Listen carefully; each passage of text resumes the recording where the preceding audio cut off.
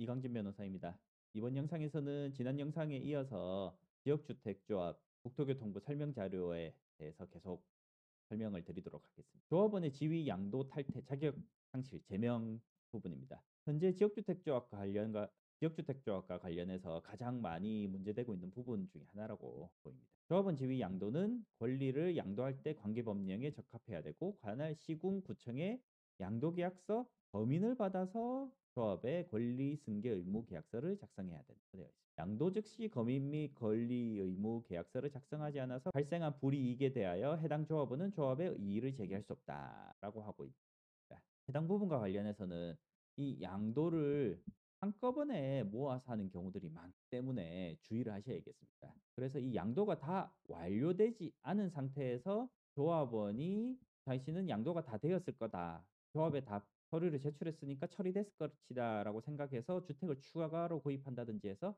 자격 상실이 되는 경우들도 있는데 이때에는 추후에 제출해서 양도 절차가 진행되면서 양도가 되지 않는 경우가 있다라는 점에 있어서 유의를 해야겠습니다. 설명 자료에서도 조합원 검인받은 양도 계약서 사본을 제출받아서 권리 의무 승계 계약서를 첨부 보관하고 조속히 설립인가권자에게 변경인가를 신청하도록 하고 있습니다. 양도자는 변경인가를 받을 때까지 조합원 자격을 유지해야 하며 양수자는 변경인가를 받아야 조합원이 될 수 있다라고 하는 거죠. 조속히 하도록 하고 있는데 한꺼번에 모아서 하고 있다라는 점에 있어서 유의를 해야 하겠고 양도 후에도 변경인가 전까지는 자격 상실에서 최종 양수도 변경이 안 되는 경우가 발생하는 경우들이 있기 때문에 빨리 하도록 하고 있지만 한꺼번에 모아서 하는 경우가 있다라는 점에 있어서 어쨌든 최종 변경이 됐음을 확인하고 주택을 추가로 구입한다든지 세대주에서 벗어난다든지 하는 것들을 해야 하겠습니다. 그리고 조합원 탈퇴와 관련해서는 조합원의 개인적인 사정에 따라서 빈번하게 탈퇴가 이루어진다면 사업 추진에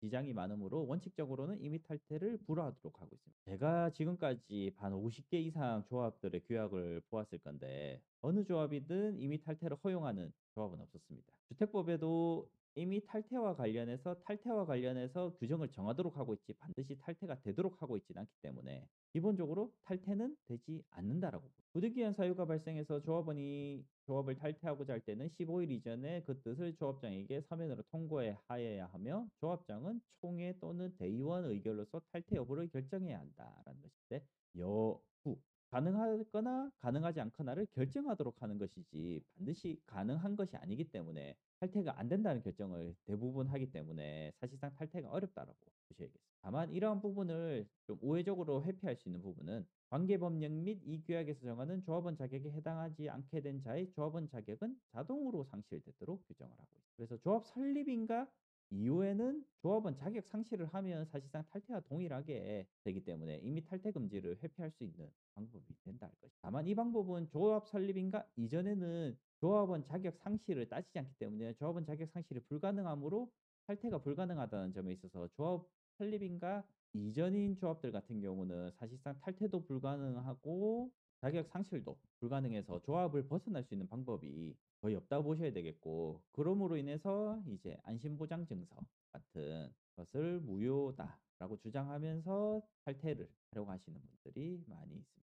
그리고 조합원이 뭐 분담금을 납부하지 않거나 조합 목적 위배해서 사업 추진에 피해를 초래하는 경우에 있어서는 조합원을 제명할 수 있도록 하고 있는데 사실 이 분담금을 미납하는 부분에 있어서는 제명이 거의 법원에서도 인정이 되나 조합 목적이 위배되는 행위다라고 해서 뭐 대위 활동이라든지 이러한 부분들로 인해서 제명을 하는 경우들이 많은데 법원에서는 이러한 행위로 제명을 인정하지 않습니다. 그래서 소송을 하게 되면 거의 조합이 짐에도 불구하고 어떻게든 이 사람을 몰아내기 위해서 제명을 그냥 하고 제명이 결국 법원에서 뒤집어질 거라 생각하면서도 제명을 하는 것이다 라고 보면 될 것 같습니다. 제명 전에 해당 조합원에 대해서 소명 기회를 반드시 부여를 해야 되고 소명 기회를 부여하였음에도 이에 응하지 않은 경우에는 소명 기회를 부여한 것으로 간주합니다. 그래서 이러한 경우에 있어서 비대위의 행위로 인해서 제명이다라고 하는 것도 그 이유 자체도 인정되진 않지만 소명 기회를 부여하지 않아서 절차상의 문제로 인해서 제명이 되지 않는 경우들도 있고 특히나 분담금 같은 경우는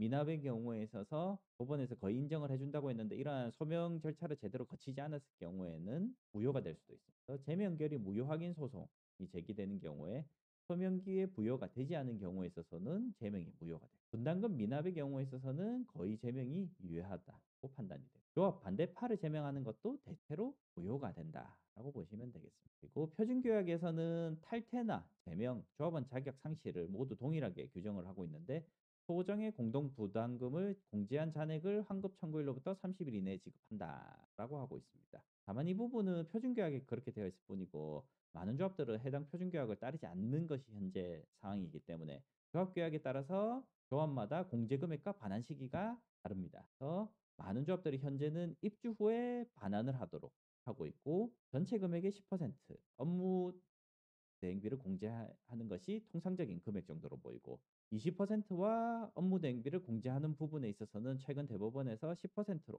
감액을 해야 된다. 10%와 업무 대행비 공제까지는 인정을 하는 이런 판결들도 있었기 때문에 이 정도 금액 선에서 공제 금액이 인정이 될 수 있을 것인데 다만 이 10%로 한 부분들 같은 경우는 퍼센테이지의 문제이기 때문에 실제 지출된 비용을 공제하도록 한 조합들 같은 경우에 이러한 비용을 인정되는 금액들 예를 들어 모집 비용이라든지 광고 비용이라든지 이러한 부분들은 공제를 인정하는 사례도 있었고 토지 취득과 관련해서는 결국에는 조합원이 납부를 하든 납부하지 않든 어쨌든 토지 취득세를 내야 됐었던 부분이기 때문에 해당 부분은 공제를 인정하지 않았던 사례가 있습니다. 조합원 모집은 공개 모집으로 해서 신고를 하고 모집을 하여야 공개 모집 후에 뭐 조합원 사망이나 자격 상실 등으로 했을 결혼을 충원하거나 미달된 조합원을 재모집하는 경우에는 신고하지 아니하고 선착순 방법으로 조합원을 모집할 수 있다라고 되어 있는데 사실상 해당 부분은 큰 의미가 없고 대부분 모집할 때 이제 전체 세대 수에 대해서 모집을 하겠다라고 신청을 하고 하기 때문에 사실상 뭐 다른 사유들이 발생을 한다 하더라도 그냥 모집 신고를 하지 않고 계속 모집을 하게 됩니다. 그리고 조합은 설립인가를 받은 후에는 원칙적으로 해당 조합을 교체하거나 신규로 가입하게 할 수 없습니다. 다만 건설 예정 세대수를 초과하지 않은 범위 내에서 추가 모집안을 제출하여 승인받으면 추가 모집이 가능하다고 되어 있는데 설립인가를 받으면 거의 100%다 할 정도로 일단은 추가 모집을 신청을 해두기 때문에 이것은 별도의 뭐 제한도 없고 추가 모집 신청을 하면 다 받아들여주는 상황이기 때문에 뭐 추가 모집에는 아무런 문제가 없고 결국에는 사업 승인을 신청하기 전까지 모집이 가능하다고 보면 되겠습니다. 그리고 조합원 충원이 가능한 경우입니다. 조합원 충원입니다. 이것은 예를 들어 100명이 있는데 그것이 99명으로 내려간 다음에 다시 100명으로 모집하겠다라고 하면 인정이 되지 않고 100명이 된 상태에서 99명으로 한 명이 상실을 했는데 변경을 99명으로 변경을 하지 않은 상태에서 그대로 100명을 충원을 해서 100명을 그대로 유지하겠다라고 한다면 해당 부분은 가능합니다. 그래서 조합원의 사망, 사업계획 승인 이후 주택 건설 대지 전부의 소유권을 확보를 하게 되면 양도가 가능합니다. 증여도 가능하고 판결로서 변경도 가능합니다. 조합원의 탈퇴 등으로 조합원 수가 50% 미만이 되는 경우에도 50%가 될 때까지 모집이 가능한데 딱 50%까지만 가능하냐 아니면 모집 이전에 변경 이전 숫자까지 가능하냐라는 부분에 있어서 행정청 사이에 해석의 다툼이 있다라고 보이는데 개인적으로는 변경 이전 숫자까지 모집은 가능하다고 보이는데 충원을 하는 경우에 있어서는 당연히 사업계획 승인 이후이고 입주 직전에 충원하는 경우들도 많기 때문에 50%가 안 되는 경우에 있어서는 50%까지만이라도 모집을 한다는 것 자체가 굉장히 어려운 부분이기 때문에 변경 이전 숫자까지 굳이 꼭 확보를 할 필요가 있는 것은 아니고 대부분은 50%를 충족하는 수준에서 모집을 한다고 보시면 되겠습니다. 그리고 조합원이 무자격자로 판명되어 자격 상실하는 경우에 충원이 가능합니다. 구분을 해야 되는 것은 탈퇴와 자격 상실입니다. 탈퇴와 자격 상실의 경우에 있어서는 반환할 분담금에 대해서는 동일하게 적용이 되는 것이 대부분의 조합 규약인데 그런데 탈퇴의 경우에 있어서는 충원이 불가능하고 자격 상실에 있어서는 충원이 가능합니다. 그렇기 때문에 둘 간의 차이를 명확하게 확인을 해 두셔야지 되겠습니다. 그리고 뭐 사업 승인 과정에서 50% 미만이 되는 경우인데 어쨌든 50% 이하로 조합원이 떨어지면 충원이 가능하다라고 보시면 되겠습니다. 충원 교체되는 조합원 자격의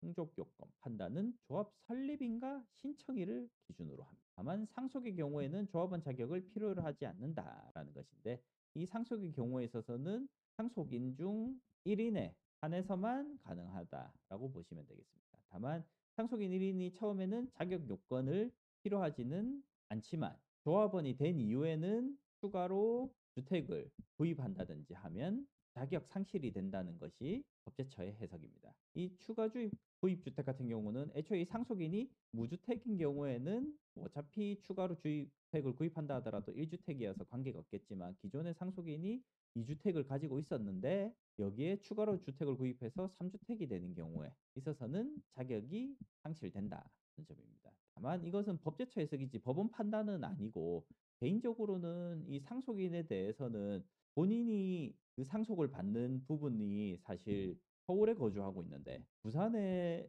부모님이 지주택을 가입해서 있었다라고 했을 경우에 이 서울에 사시는 분이 굳이 부산에 지주택을 가입할 이유가 없고 실거주를 할 의사도 전혀 없을 거고 결국에는 그냥 손해를 보지 않기 위해서 유지하는 경우들이 많은데 이때에는 추가 주택을 하지 못하도록 해서 사실 거주 이전의 자유가 좀 어느 정도 박탈되는 것이 아니냐라는 생각도 있어서 해당 부분은 법제처 해석과 달리 저는 자격 요건을 계속적으로 유지를 해야 되는 것이냐에 대해서는 의문은 있습니다. 다만 어쨌든 법제처는 안 된다라고 보고 있기 때문에 유의를 하셔야겠습니다. 그리고 조합원 추가 모집에 따른 변경인가 신청은 사업계획 승인 신청일까지 완료해야 된다라고 되어 있습니다. 이것은 조합원 추가 모집에 따른 변경인가이지 충원에 따른 변경인가는 언제든지 가능하다고 보셔야겠습니다. 간혹 이 내용 때문에 충원을 하고도 변경인가가 불가능한 거 아니냐라고 질의를 주시는 분들이 계신데 이 충원과 추가 모집은 다르다라는 것에 있어서 구분을 하시면 좋을 것 같습니다. 조합원 탈퇴 등으로 50% 미만으로 되는 경우에 조합 설립 변경인가가 가능한지에 대해서는 건설 예정 세대수의 50% 미만으로 조합 설립 변경인가는 불가능하다라는 것입니다. 그래서 결국에는 무조건 충원을 한 상태에서 변경인가를 받아야 되는데 앞서 이야기 드린 것처럼 예를 들어서 좀 극단적인 예로 100 명에서 90 명으로 줄어드는 경우에 200 세대인 경우에 100 명까지는 가능한데 90 명으로 줄어드는 것은 불가능하고 100 명을 반드시 채운 상태에서 변경 신청을 해야 한다는 것입니다. 앞서 얘기 드린 것처럼 한번 줄어들고 나면 그 인원 이상으로 충원도 불가능하기 때문에 기본적으로는 50% 이상은 무조건 충족을 시키고 있어야 된다라고 보시면 되겠습니다. 이번 영상은 여기까지입니다. 다음 영상에서 계속 설명드리도록 하겠습니다.